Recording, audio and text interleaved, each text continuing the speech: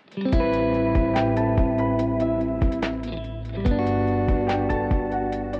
to Matcha Morning Club, a cozy lifestyle podcast hosted by your two favorite besties, Alex and Victoria. And today we are sipping on something different, not a matcha today, guys, but I think it's still a sort of a wellnessy drink in a way. Yes. So M&S released these new high fiber sodas, pop marks they call them. So I've got a lemon and lime one, and Alex has a pink lemonade. They're not super strong in flavor, which is sometimes nice if you kind of like stuff like this. So we thought we'll switch it around this time. And today we are talking about body image. Now, when we did an episode on motherhood, I thought that was going to be our most controversial in a way or something. I feel like this one is just terrible because I feel like, obviously, guys, you will find out we're going to be extremely honest. And this is one of those things that's probably one of the biggest issues and talking topics within female, specifically, like health and body image as well, and how everything impacts it and how we make peace with it. Well, do we? Exactly. That's the question for today. That's the question. Maybe it's worth mentioning that this is going to be very female-centric episode. I think most of our episodes obviously are a bit more because of our experiences as women. But this is specifically, I do know men also battle with body image, and there's obviously different standards for bodies for males. But we're not going to be touching up on that today because this is not something we experience. I wouldn't know. I'm not a dude. Exactly, literally. So this is going to be for the ladies, all about how we feel about the bodies and, all the trends and expectations and just everything body image today. Yeah, I think a very... let's break the ice, shall we say. A question to both of us. How do we feel in our bodies today? To be completely honest, I feel like I feel the same way about my body every day, and it is fucking crap. That's how I genuinely feel about my body. I was actually talking to my boyfriend about it the other day. I do not remember the last time I looked in the mirror at my body and was like, this is great. I like everything I see. And it's scary because I went through so many, since I was a teenager, I would say, I would always be so hyper aware. And no matter how I looked, because I used to be, slimmer and all of that, I still wasn't happy. Yeah. So I'm today, particularly, I don't feel very good because, guys, I'm just going to be honest with you. I had a sore belly for the whole week. I don't know what's happened. So obviously, that makes me feel bloated and stuff. But overall, I'm very much the same as Alex. I went through phases of my life since I was a teenager, putting on weight, losing weight, having glow-ups, being happy in my weight. During lockdown, I was exercising so much, I almost had a six-pack. But even then, it still wasn't enough. Yeah. So, and sometimes, before we were recording this episode, I said to Alex that when I was 10 kilograms lighter, and then what I am now, for example, I still feel the same. I don't feel any worse. And I knew that back then I didn't feel any better. I think it's just the standards, the kind of industry I tend to be in, with influencers and stuff like that, or people who are extremely fit. And then back when I was at school, which is a whole different shebang because it was an Eastern European school and you weren't allowed to be overweight at all. Yeah, it is very interesting. And I think one of the things that happens, I just thought about as you were talking, is even when you reach your goal weight and stuff, it makes you realize you still, because obviously genetics play a massive part. So even if you lose a lot of weight, you will still not look like Kendall Jenner. It's you have different height, you have different bone structure and build, and there's so many things that play part in how we look, and you can you might have wider hips even though like you're very slim, you might still have very wide hips or very narrow hips. Like, there's certain things weight loss and exercise cannot change. And I think, like very often in our heads, we're like, oh, when I'm going to lose the like 5 kilo, 10 kilos, I'm going to be happy. Sorry, we're going to be talking kilos. I cannot do. Yeah, I can't do the Yeah. whatever there is pounds. Yeah. So, in your head, you're going to be, I'm going to be so much happier. I'm going to like feel content. But I feel like even when you lose that weight, you're still like, oh, I should still tone my tummy, or I should still, like, this doesn't look the same, or this doesn't look the same, or like someone has more toned shoulders or arms or whatever it might be. And like, there's always someone that will look in your head better than you, and you still don't reach that standard. And I think it's a very like toxic place to be in your head. But I think unfortunately a lot of women will know what we're talking about and how it feels. Yeah, I think it's also like, obviously there's a question of weight, but there's also like, someone has curly hair, they want to have straight hair. And then the other way around, someone has like a cute and squishy nose, but they want this like a classic English nose or whatever it's called. Then someone has like full eyebrows that they don't have to worry about, like do anything with. Yeah. Other people don't have much, and then they have to like do them all the time. Like, like lip filler, all of this stuff, or like what someone's toes look like. It can get quite granular, and I feel like genetics is a huge part of it, because there are things you cannot change, and I think it's a incredibly tough journey, like embarking on a journey to like loving yourself as you are, and I quite often am conflicted with some of those beliefs, which we will discuss in more detail. Yeah, I think something I would like to talk about is, the trends that we can see in ideal body. And I think it really changes quickly these days as well.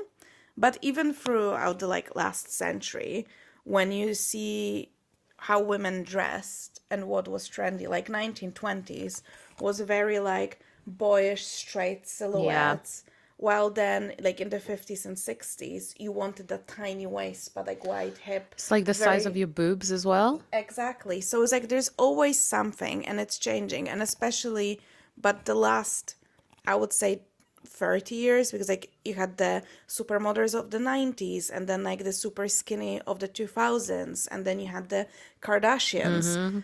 And I think, and like I feel like we are now going back to the I'm just judging by celebrities. Yep. Extremely skinny trend. But like skinny to the point where like borderline disorder. Yes. And it's all of them are equally unachievable, I think, like for most women. Yeah, I think it's fair to say, obviously, I think it's unfair to compare like a celebrity who has time and money, of course, and professionals who, I mean, it's kind of their profession to look that way, right? To look good, to look the best they can ever look.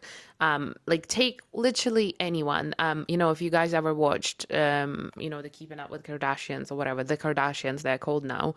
If you look at all, there's like sometimes they show their workouts, what they eat, how they dress. Every time they do like a Met Gala, the things they go through to fit in a certain dress for the image. And I think like, yeah, fabulous from like a fashion perspective, but also incredibly toxic that a person has to do this to just wear a dress. To just wear a dress that they can barely walk in. But I think that is actually the biggest problem we have, because especially for young girls, they will look up to their favorite celebrities, and they will not have that understanding that they have access to, first of all, obviously nutritionists and dietitians, and to very good quality food, and to personal trainers, and like really personalized training plans, and all of that stuff. And then not to speak about like facials, everything basically. And we're not even like obviously plastic surgery, so like actual surgical alterations to their faces and their bodies. And some of them we might not even know about because they're very like gradual. But Years and like, years of refinement, shall we say. yeah, exactly. So it's like, obviously, we all, yeah, I think the same. It's like, oh, I can't compare myself to this person because they have the time and money and that's their job.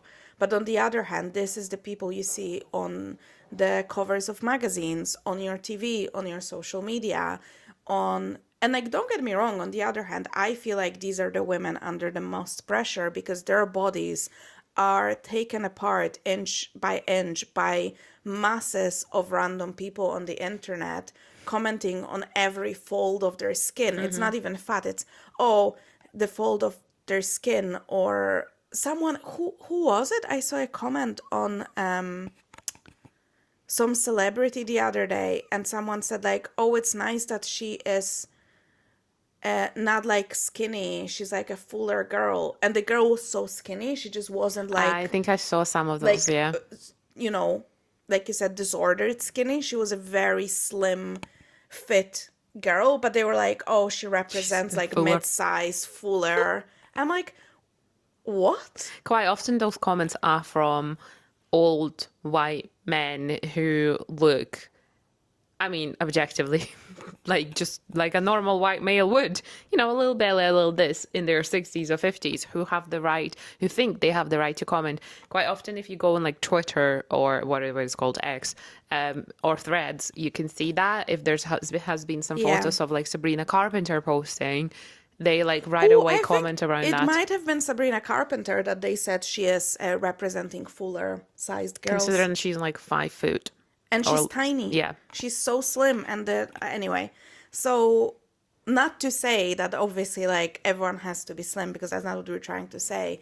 But it's just that like skewed thinking that if people think that Sabrina Carpenter is fuller bodied, then what do they think about like regular sized bigger girls? Yeah, Like, or girls who are like, God forbid, over 5'5" and like yeah. a bit taller and obviously will look bigger.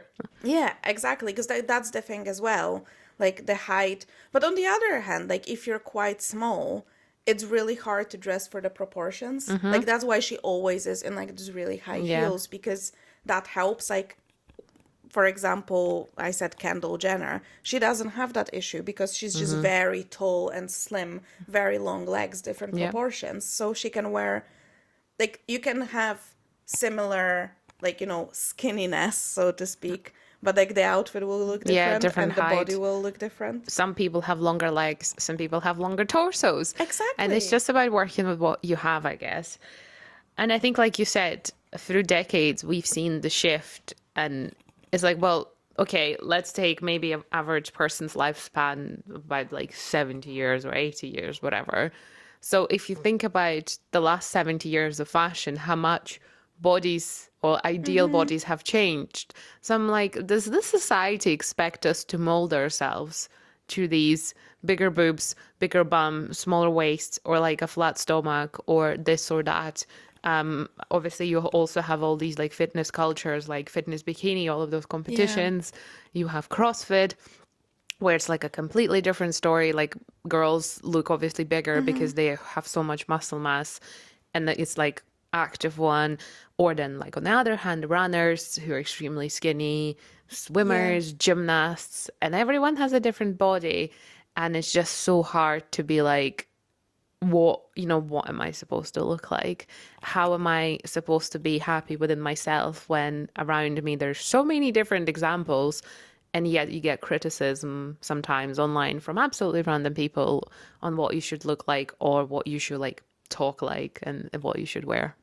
I think what makes me really, really sad is that, especially, it is quite visible now with the internet and social media, that with those trends, like, their aim is to make us look the same. And there is a lot of girls that obviously will do certain like enhancements to themselves, and then they start looking very similar to each other because you have this, like, you need to have a small nose with maybe like a little cute tip Yeah. and a full lip, and your brows need to be like, you need to be like lifted, and like all of that causes everyone to look very similar. And it's starting to be like very weird, because, and actually it's very interesting because Bella Hadid has recently spoken. So she had a nose job when she was 16, very early on, pushed by her mother, because she had a very, so to speak, ethnic nose. And that's what Right. she said. She was like, she regrets it so much because that was a part of her heritage. That was how her people before her, that was their nose. And now she has this just like basic white Instagram white girl nose because that's what the surgeon gave her. And she was just very like outspoken about it recently, how she regrets that. But obviously, as a 16-year-old, she really didn't have any agency over what was done to her body, which I think should be complete. If I'm completely honest, I think plastic surgery, like just for, I'm not talking if someone has issues with like breathing and stuff, I'm talking like purely visual aesthetics, that should be illegal, I would say, until maybe you're 21. Yeah, unless medically like prescribed, Yeah, like you unless said. like there's a medical issue, because it's like when people say like, oh, I've done a tattoo when I was 18, 19 and now I regret it.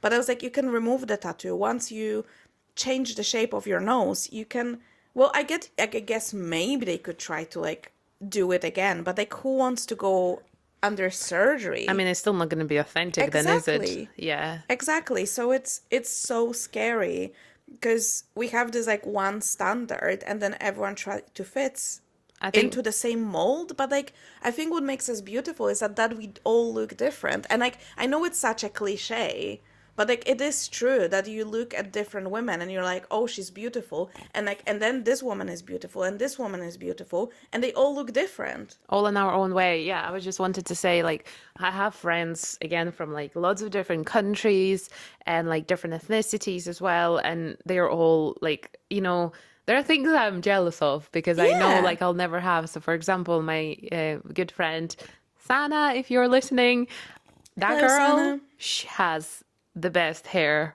and the best eyebrows. I'm so jealous. You have such a good hair though. Yeah, but like, come on. I mean, I have I mean, thick okay, hair. yeah. Like Sana her has like double the amount of hair.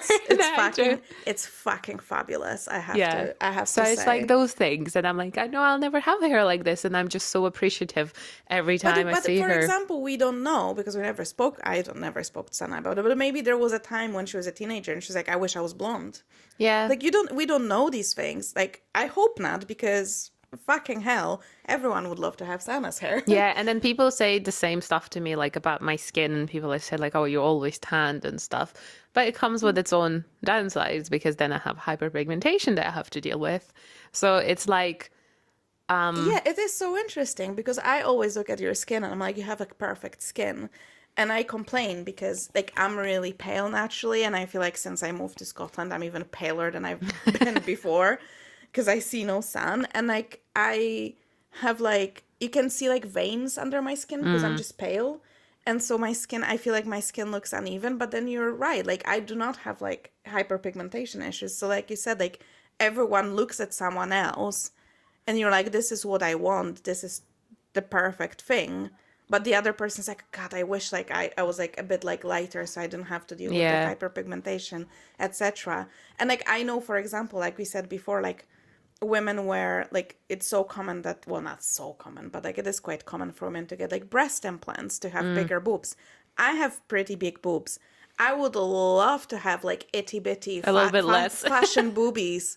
I was like, do you know how hard it is to buy a shirt that doesn't like open up on your boob, or like fits in the boobs? Then it's too big in the shoulders Yep. and too big. Like, but like someone else who maybe doesn't have them is like, I would rather that than just be like flat chested. So you can never win. You can never win. No, and I think when looking, that's why the image of social media right now on teenage girls specifically is like, they look at it and they're like, this must be the way then. So this is what I need to look like. And they start obviously whether that's the certain exercise or like, obviously using like products or trying to get this, trying to squeeze yourself there, or maybe like, again, like you said, like get your boobs done. I know people who get like breast surgery when they're like barely 20 as well, Yeah. because they already like they've not even fully grown up yet and they already think that they're not enough. For example, in my case, like I was a pretty like normal normal looking child, just like not overweight or anything. And then when I turned 12, like I gave up dancing and I started like I kept eating, like I was still dancing, you know what I mean? So I had like more Yeah. energy, but I wasn't spending. So I put on some weight. I wasn't even as heavy as I am now. And I was bullied at school because I was fat, apparently. And that's how I felt. And that's how I spent like 4 years of school. My time, I was called a donut. That's what was my nickname for the time. And so I was kind of like in that limbo from about 12, no, sorry, about maybe 13 until 15, a couple of years until I lost, I think it was like 7 kilos, which is like, in the grand scheme of things, it's not that much. Yeah, And but it's then, quite a lot when you're younger, I yeah, think. and then I had like what they called then a glow up because I came back to school after summer and I was like skinnier, my hair has grown longer, and suddenly everyone started liking me and no one called me a donut anymore. And I was like, obviously back then I was so proud of myself and I was so like, oh my God, I made it. I proved everyone wrong. But now I look at it, that left a permanent scar on my body image. Because now, having put on some of the weight back, I now feel that if I was back there, if I was, within your head, if you were to turn back into like teenage years, or for me, like being 13, I just know that I'm, chubby and I'm a donut now for everyone in my school, for example. And It's also so sad because it just shows you, like, they didn't care for your personality, it was just how you looked. So, what does it tell young girls? That you need to, your body is your value. yeah, pretty much. Your how you look and how you present is your value. It's not what you have to say and what your interests are, and if you're funny or if you're, because that's what I always say. Like, because I gained weight since COVID, I think quite a lot of people did. And I think it's like, it also, like, my mental health issues and anxiety and stuff didn't help. I was like stress eating and stuff. Yeah, so that's another thing. Like, people will look at you as like, oh, you just got lazy. You just got lazy and like, you made yourself, like, Yeah. you let yourself go. How they people It's like, say it. yeah, people sometimes think you consciously just decided, right, I'm going to get fat. Like, I feel like some people think people who've never maybe had issues with body image, they'll be like, oh, she must have just decided to get. But also, like, weight gain can be caused by so many issues. Exactly. Obesity is an illness, and it is, people, and it is also something that is very prevalent in America. I don't remember but they predicted that by whatever year, 20 something, 50% of people in America will be obese or overweight. So it is crazy statistics. It's not like a one-off person. It is clearly, plenty of people struggling with it, which we could talk about. I actually listened to a fantastic episode on, like, the food and how, the food industry actually is making us gain weight and making us this, like, unhealthy weight. And it was very, very interesting. So I can link it below, I would because love it to was a listen to that. really, really good episode on that. Not to be like, kind of like, it's not your fault as well. Like, everything in the modern, like, Western countries, it's built against you. I think we did touch upon that in one of our episodes when we were talking about like how expensive it is to eat healthy. Yeah. That it's a lot easier to just go and buy like a lot of ultra processed frozen stuff than it is to go and buy fresh vegetables and good meat or fish or like just eggs. And I think that's one of also the biggest differences that I see between UK and Ukraine, for example. I find it a lot easier to eat healthy in Ukraine than I did here. It's objectively more Same. expensive to eat healthy here than it is in Ukraine. There's not as much availability around, like, even, simple things like, better yogurts and stuff. Like if you want to find a good Greek yogurt in the UK, you need to be prepared to pay at least, like, for example, £4 per tub, which, I mean, for a tub of yogurt, let's be honest, it's quite expensive.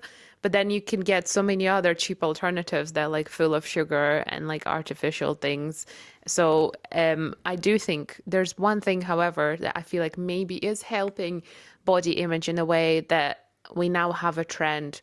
Like, I think wellness is obviously a big trend right now, and it's not focused on body image, but it's focused on like how to live better and what to do better. Like, you're not, I think we're finally, hopefully, in my opinion anyway, moving away from that toxic fitness ideas of like you only have to exercise, which was quite prominent in early 2000s.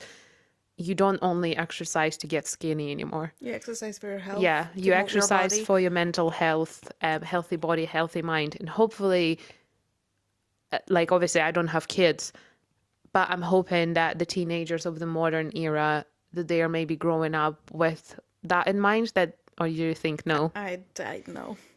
I think I do see that. I mean, we will gonna do a wellness episode. I think wellness to an extent is fine, but it's very easy to fall into the trap of people who will tell you to, like, I don't know, like, all these like wellness fads. And Yeah, like, what was that? Ashwagandha was quite a big thing for a while. you can see like it spikes. So everyone was drinking electrolytes, and people are like, you only need electrolytes if you're severely dehydrated, if you're intensely training. Like an average Joe, if you're drinking enough water and eating a soup and You'll be having a fine. cup of tea, you'll be fine. You don't need electrolytes.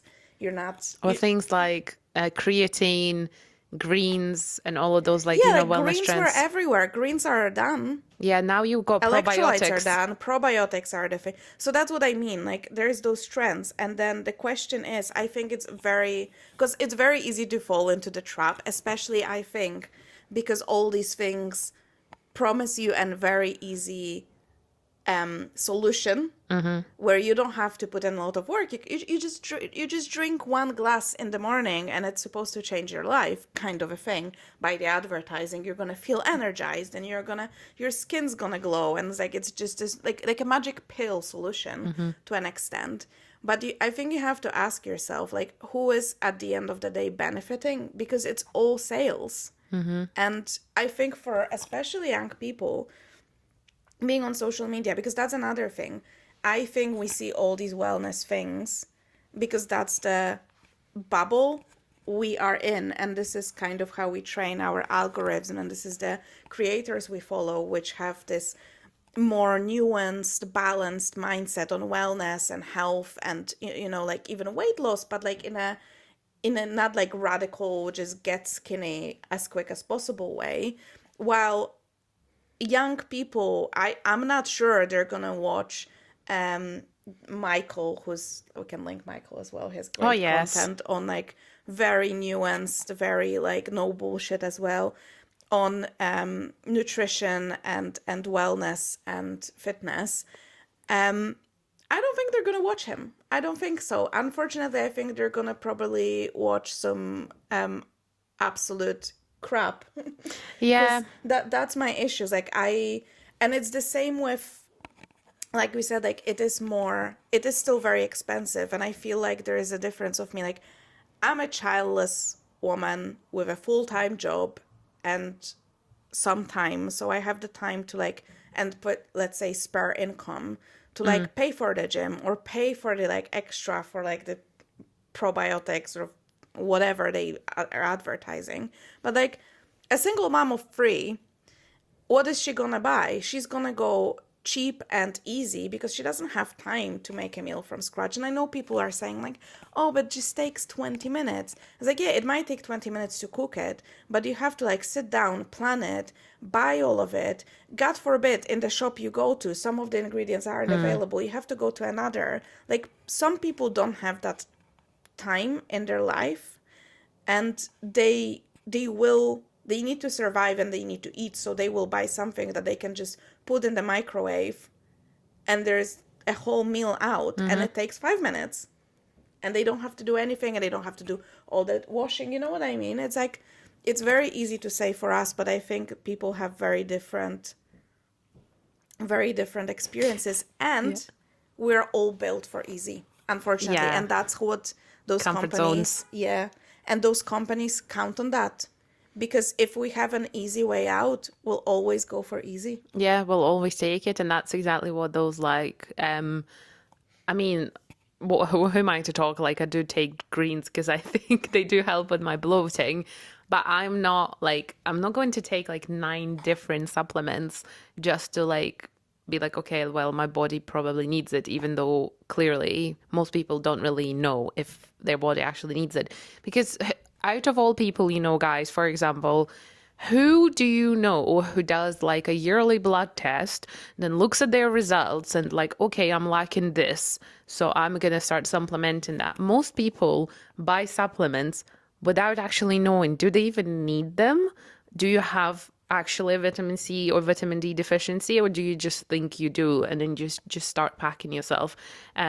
And I think like those like misinformation in around the world, and that's the same with like your body. Like, do you really need this, or did someone tell you you do, or did an advertisement on social media tell you you do? Did your favorite fitness influencer advertise you the greens, and you're like, oh yeah, like I trust them, so therefore they're surely good for my body, so I will be taking that.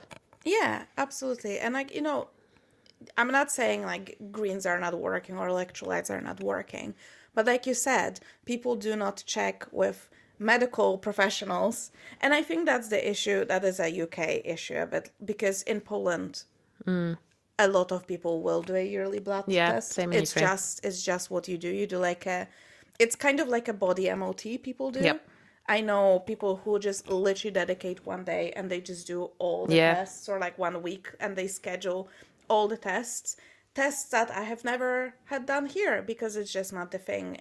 I think just NHS, it's a bit more reactive to issues that Yeah. are already happening than There are there preventative. They are private clinics that you can pay for, but again, it's also not accessible to an average person Yeah, because it's just so pricey. So that's why I think a lot of people then come to the resort of like social media or just like AI, I guess now, like, asking yeah, ChatGPT how to lose weight and all of that kind of stuff. I mean, thankfully, I feel like AI is a bit better in the way that it doesn't really, like, it doesn't tend to be toxic. I think like what I never try, so I don't like know. I've had AI make me a running plan, and it's actually been very supportive and everything. So, I mean, in this way, I like using AI, but I do understand how, social media, can be, quite damaging. And then obviously you have, like you really said, the shift in beauty standards that we already chatted about.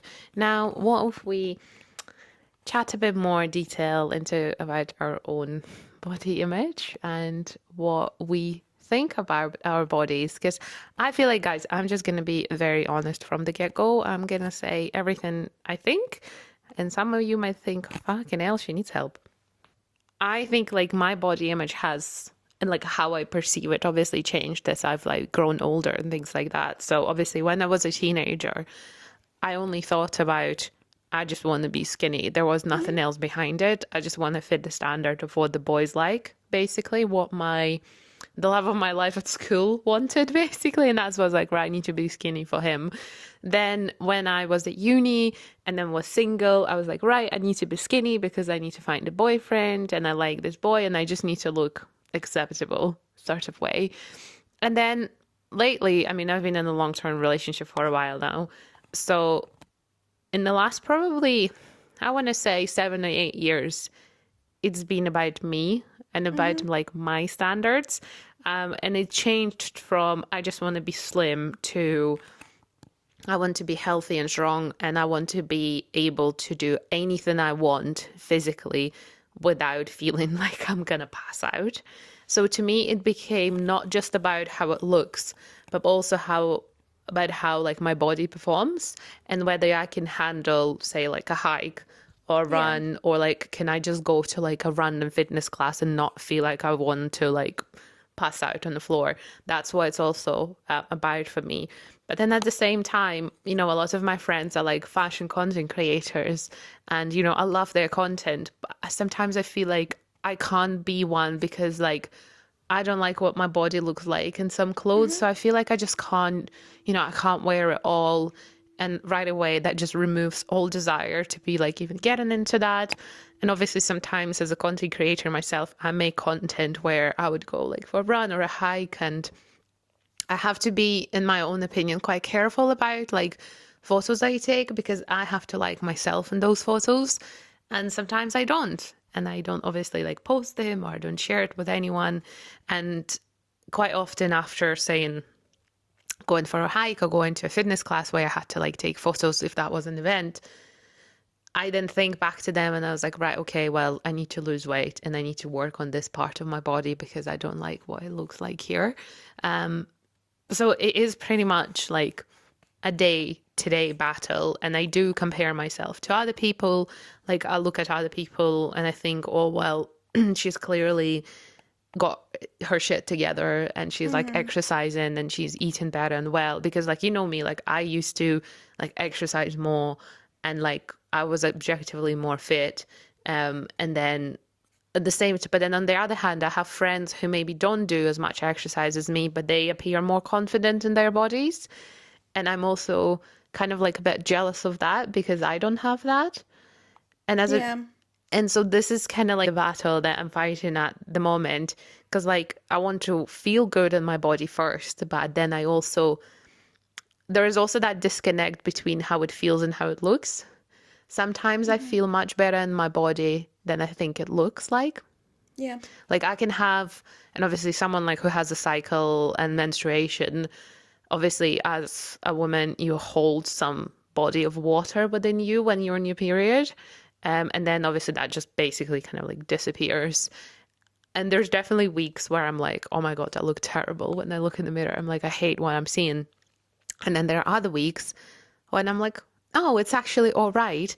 But objectively, it's still the same body. Like not that much changes within 2 weeks. Yeah. Like I'm not suddenly losing 10 kilos and being like, oh, holy shit, she's hot. No, it's just something here in my brain that's like so weird about it. I was like, is it hormones? And like, what is it exactly?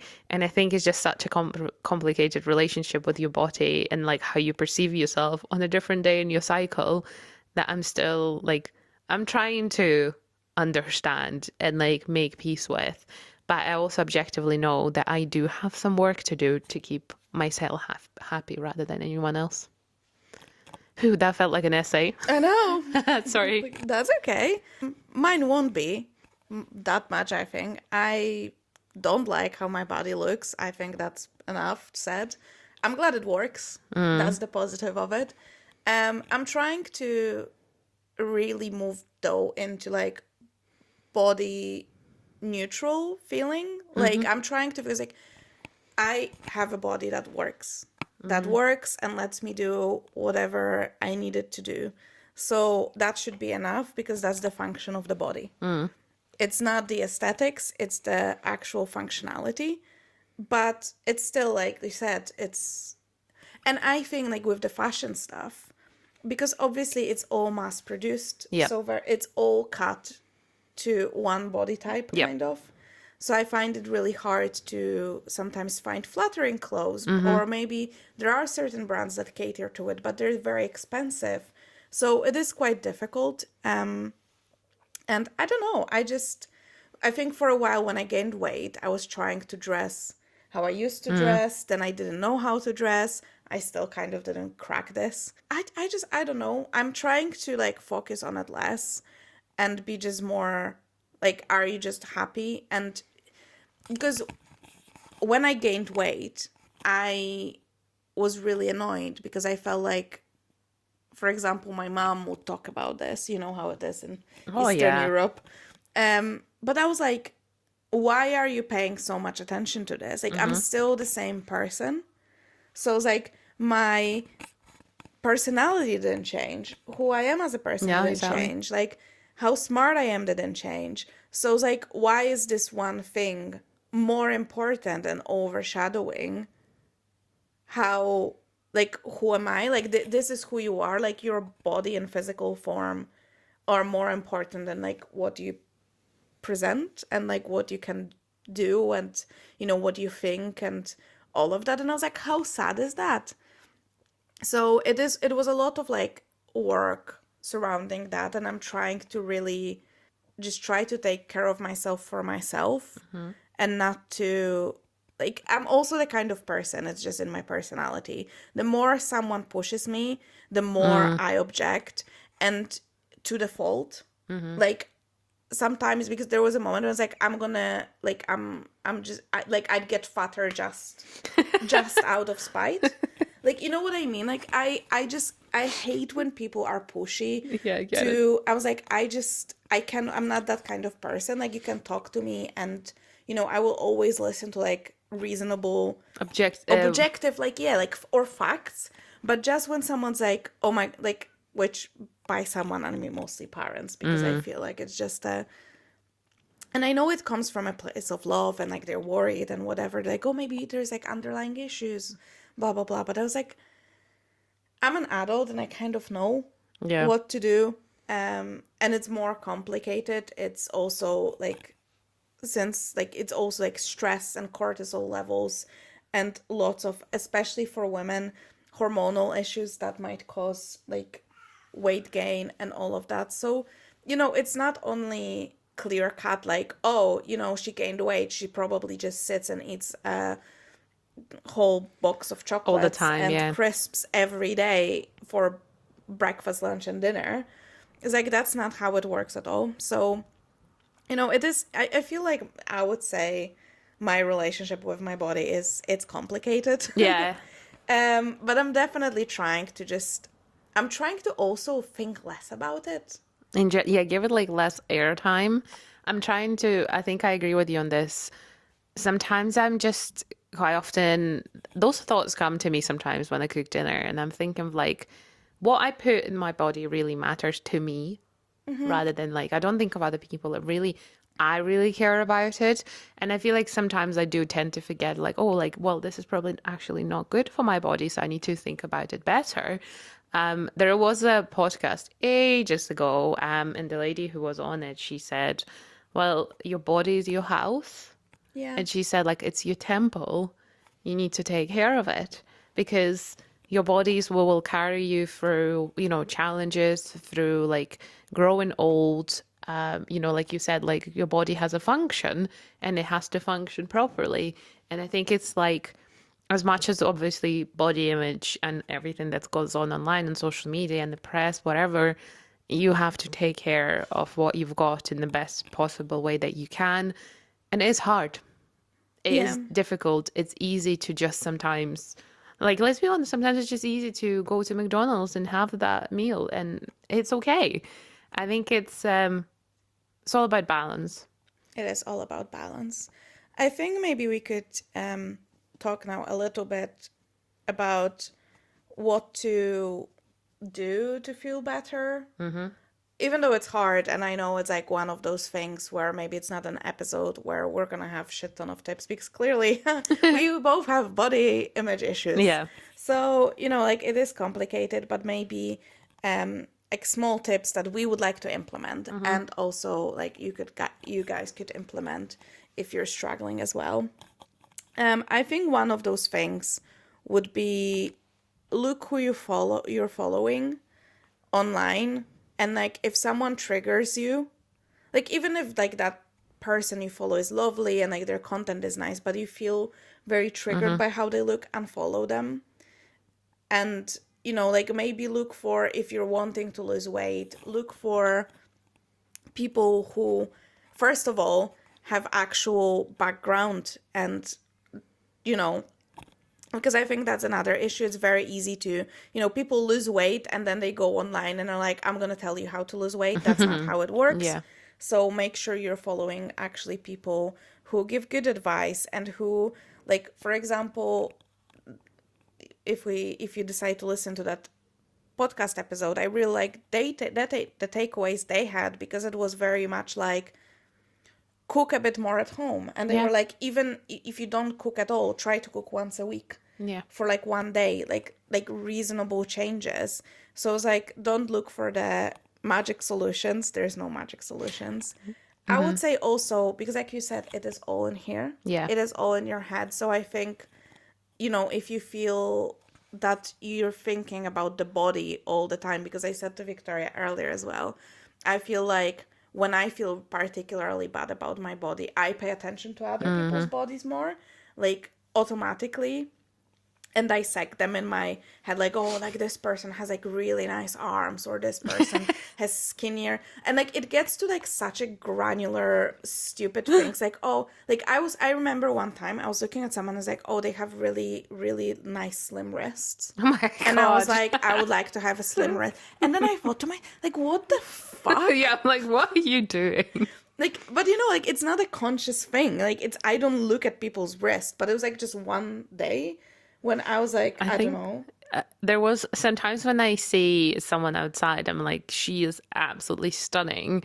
I think I would sometimes either record you a voice note or try to like sneak a quick picture. I'm like, look at her. Like she owns this world, literally. And I can guarantee you that that girl also looks at other people And thinks that, yeah, exactly. too. I think in addition to actually what you said about social media, that's quite right. Like, look at you who you follow, and obviously unfollow people who do not say meet that, like, who make you feel bad about yourself.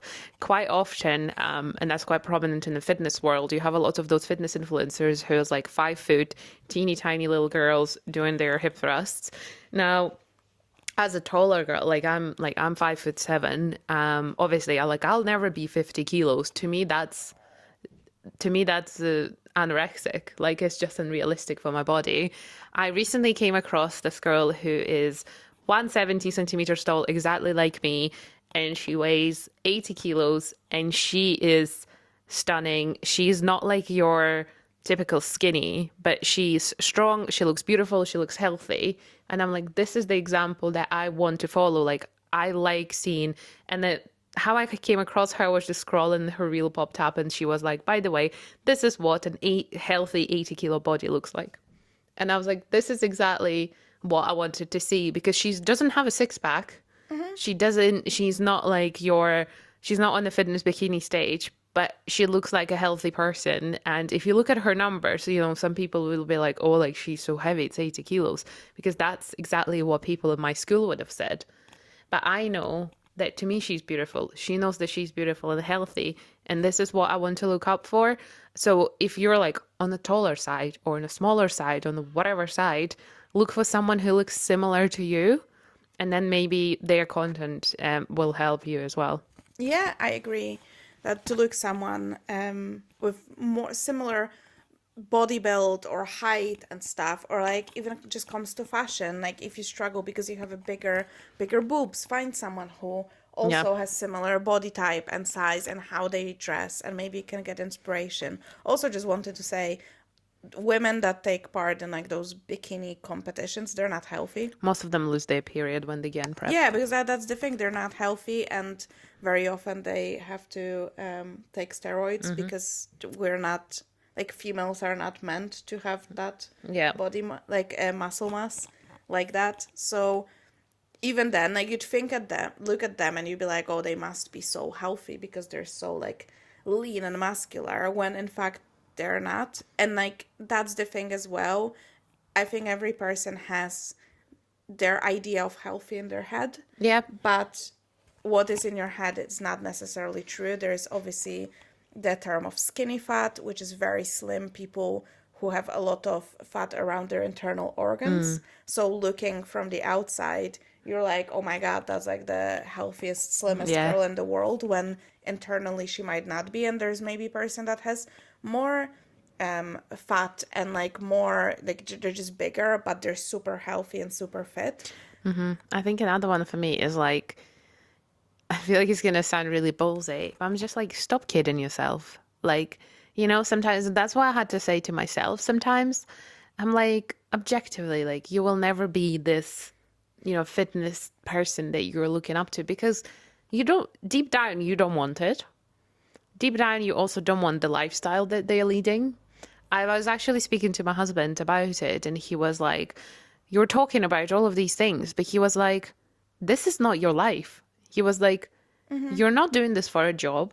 He's like, you have your own amazing things that you're doing, So why are you trying to be this other person? He was like, if you do this, you won't be able to do this, or like enjoy your life or enjoy your food.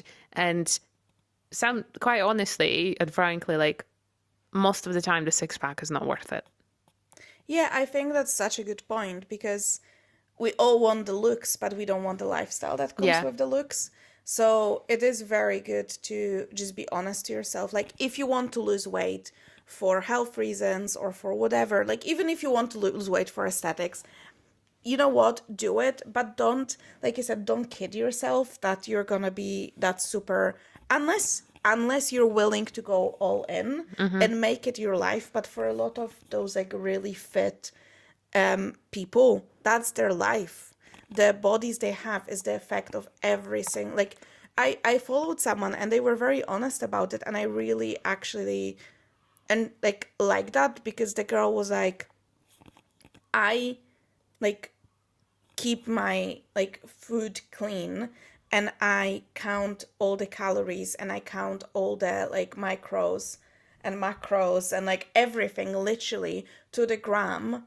I weigh everything I eat. It's so strict. Like, I don't go out. I don't I don't go for a glass of wine with my friends. I don't go to any restaurants. Everything is super strict. That's how it is. I work out X amount of times a week, and like, you know what I mean? So it's like, do you want that lifestyle? Do you want to be like that, or do you want to maybe find more balance because you just want to be like 80% clean food, and then Yeah, just you like a have that 20, pastry. yeah, a pastry, or going to the restaurant with your friends, because that's important as well. I know I'd be, even if I had this beautiful toned body, I'd be miserable if I couldn't have, like, imagine going on a holiday Yeah. and like you cannot go and like go to restaurant, or like you go out with your friend and you cannot have like a coffee and pastry. I do have some people like that in my life that I feel bad for, because I know that I used to be like this. Sometimes I would go out with some, and I actually think they tend to be Eastern European as well. Like, I would go out with them for a meal. So I'm like, oh, like, what are you gonna have? Like, because obviously, if I'm going out for a meal, I better make sure I'm hungry. Like, Yeah. because like, what's the bloody point? I can just sit in the house and eat a piece of toast. And I'm like, oh, are you hungry? And like, she's like, yeah, I can eat a little. I'm like, what do you mean? Eat a little. I'm like, we're out for a lovely catch up. Let's have some good. I'm not saying like stuff ourselves to the brim, but let's have a good like main meal and a starter, or like a main meal, dessert, and like a cocktail. It's a Friday night, for God's sake. Like, we don't do it that often, like we Yeah. don't go out like every week. And it was just like, it's kind of like, oh, like, I'm not sure I should have this, or. And I just sat there and I was like, what's the point? Like, what's the point of going out if you're like, Yeah. can barely eat anything or barely have anything? And I feel like maybe some people will disagree, but it's like, are you just like, is that some sort of self torture of like going to a restaurant and being like, you can't have anything? Or like, you can only have a salad? Yeah. I mean, that could never be me. Because I went with my friend last weekend. We went to a place called Pickles in Edinburgh. I love pickles. And oh my, I don't even want to know how many calories I ate Cheese. in bread and cheese and butter and all of that stuff. You know what? I don't care. It was so good. We had wine with it. So, if someone looked at it, it was probably super unhealthy, unbalanced meal, but it was great. It was delicious. We had a great time. And like, that's the thing as well. And I think we either eat very badly, as in like very highly processed, or people fall into that other Yes. camp where they're like Spectrum. counting every gram of my food. Well, growing up in Eastern Europe, and like I lived in Spain for a little bit, there's such a like, especially like southern countries, and Mediterranean diet, mind you, is one of the healthiest in the world. And the way they eat, they don't count the calories. No. It's such a like natural thing and such a social thing, and they savor what they eat. Yeah. And they care about the flavors, and they care about the presentation of the meal. Like, it is like a celebration of life. And you know what? Like, I was like, why we can't go too much the other way as well. Yeah. When I feel like we completely lost it, because neither, like, all those easy meals, like, yeah, they might be quite tasty, but they're not that tasty as like a No. really good quality I'm like, meal. you know, like in the UK, you have this meal deal situation Yeah. people do. I hate it. I don't like it. Sometimes, like, yes, I maybe didn't have, I would always prefer to like prep lunch to go to the office in advance because I Yeah. can always prep whatever I want. And there are obviously times I like didn't have time or like didn't expect to be at the office or whatever, anything. And then I'm feeling like I have to go and get this meal deal. And like, it doesn't satisfy me in any way. You know what? Meal, it's funny. It's like we have a lot of meal dealers in the office. And I think it is just a foreign concept to us. And I get what you're saying, because I'll have it sometimes. And like, don't get me wrong, from time to time, it's whatever. But it's always, I mean, to me, it's always the bread. It's shit bread. It is like, even if the stuff in the bread is nice, because that's the thing, the fillings can be quite nice. There's like nice cheese, nice Yeah. ham, whatever. The bread is always crap in the UK. I'm sorry, and especially in all those meal deals. But I feel the same way, and it's quite funny because I remember one time I was flying back to Scotland from Poland, and I was really hungry, and I was like texting with my friend, and I said like, oh, I've just sat in the airport and like I ordered a sandwich and like a tea, and she was like, oh, the sandwiches in that place are really bad. And I was like, girl, that would be a premium meal in the UK. It's like, that would be a premium sandwich in the UK. And it's like, by Polish standards, this was a crap airport sandwich. By UK standards, I was like, this is delicious. That's crazy. So yeah, guys, I feel like obviously like our perspective is in the ways quite unique because the way we treat food and the way we like our food is also very different. But then I feel like sometimes our body image coming from Eastern Europe is also a little bit on the other extreme side. Yeah. Maybe people who are UK born and raised, you guys are maybe not as bothered by it or not haven't maybe grown up with it. That'd be interesting to actually hear. So like, obviously, if you're from the UK or from a different country than we are from, could you let us know like how it was growing up? Like, for example, in school, was there bullying towards Because of your body. Yeah, because of your body. Because I remember when I went to Warsaw, and I went to this, like, I found this really nice matcha spot. And I went and I was in a queue, and all the girls in a queue, not only were they skinny, they were also dressed phenomenally. I remember you said that to me. Their hair was done. The makeup was like this like clean, glowy girl aesthetic. And I was standing there in my like shitey little shorts and t-shirts, and I felt like ugly duckling. I was like, what the hell? I was like, they all look like absolute models. I have to be honest now. The last couple of months, I started putting in more effort into what I look like at the office. Not for anyone else, just for myself, because I felt like I was sliding down the other way, and I felt like I stopped caring. I'm the same. I literally, my office outfits, but I think because it's so male dominated, I'm like, no one's gonna appreciate it anyway. Like, it's like, that's the thing, we dress for the girls, we dress for the girlies. So and that's how is it when you're older, probably. All my colleagues just sit there and they're like chinos and shirts and a gilet.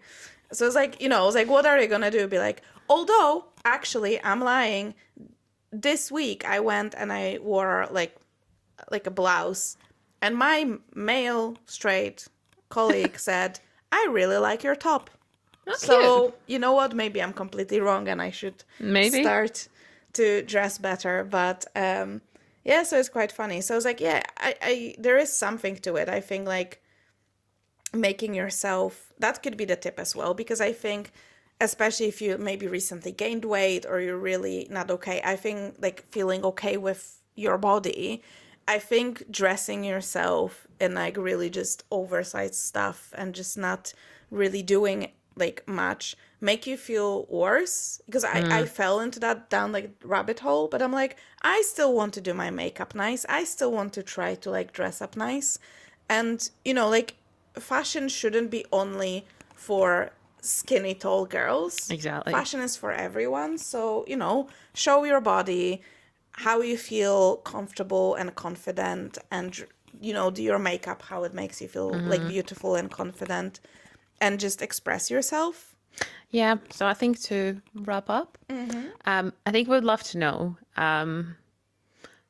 Obviously, like Alex asked you guys, like if you were growing up in different countries, like how was it for you with body image? Was it like a big thing, or do you struggle with now? And also, I think just like a bit of reflection, when thinking about your body image and whether you're happy with it or unhappy, is this actually your own opinion, or is this someone else's voice in your head? And hopefully that will help to reframe it a little bit better and what you are happy with or unhappy with. Because again, change is okay. And if you're genuinely unhappy with your body and you do want to change it, I think my biggest takeaway would be kind of what we talked about is when you follow all these girls and you think like this is what I want to look like, this is my ideal body, think if you want the lifestyle Yeah. that comes with the body. that's very important. Yeah. Yeah, but as always, thank you so much, guys, for listening. I feel like this was a very open and honest episode for us, and well, I think we always are, but it is a very personal topic.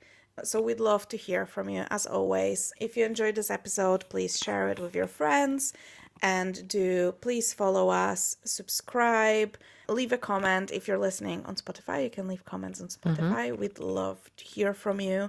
And you can always follow us on all of our social media, which are always linked down below. We're at Matcha Morning Club everywhere. Thank you so much for listening, and we'll see you next Tuesday. Bye. Bye.